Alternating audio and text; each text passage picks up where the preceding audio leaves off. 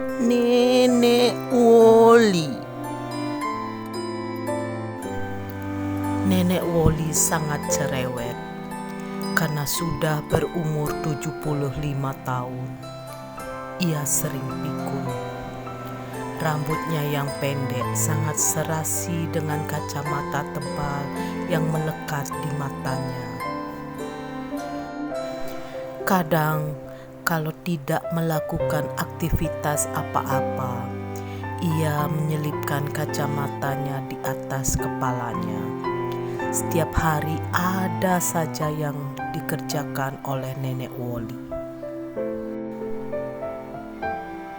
Inilah diari Nenek Woli sehari-hari.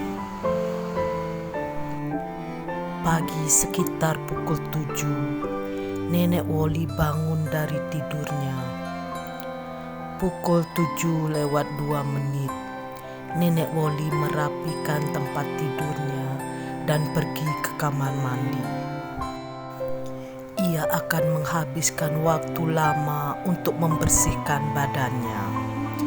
Pukul 8 barulah Nenek Woli selesai mandi dan menuju meja makan. Kegiatan di meja makan diiringi dengan membaca koran pagi. Pukul 8:30 barulah Nenek Woli memulai sarapannya. Pukul 9 pagi, Nenek Woli pergi ke taman depan.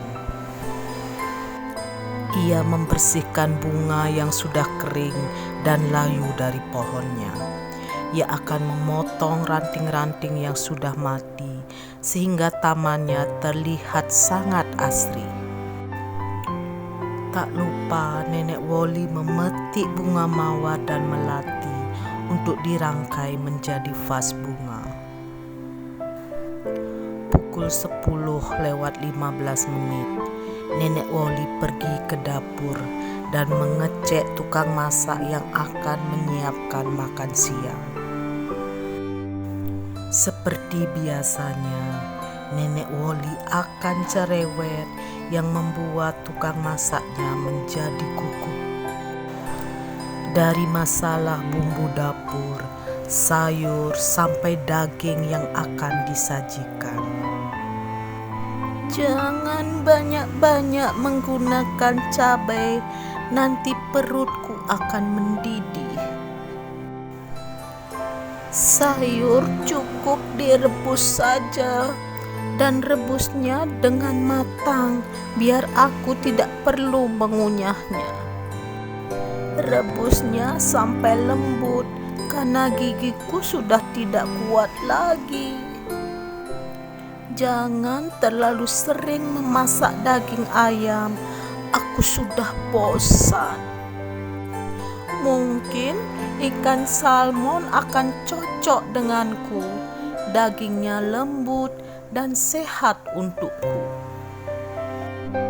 Dan yang pasti, makanan harus sudah siap pukul 1 siang di meja makan. Pukul 10:30, Nenek Woli masih mengomel sambil bergegas ke ruang tengah. Nenek Woli merangkai bunga yang tadi dia petik dari taman depan sambil menonton TV. Ia menonton program televisi kesukaannya, yaitu Sep Interaktif. Nenek Woli tersenyum sambil tangannya merangkai bunga. Kadang-kadang Nenek Woli akan tertawa terbahak-bahak kalau percakapan di televisi lucu antara Sep dan peserta memasaknya. Nenek Woli juga memasang mimik yang serius kalau sudah pengumuman hasil lomba memasaknya. Orang rumah kadang geli melihat tingkah laku Nenek Woli. Kalau bosan, Nenek Woli akan memainkan kacamatanya ke atas dan ke bawah di sekitar matanya. Acara Program memasak di televisi selesai bertepatan dengan selesainya ia merangkai vas bunga. Nenek Woli meletakkan vas bunga itu di meja ruang tengah, dan satu lagi vas bunga hasil rangkaiannya diletakkan di kamar.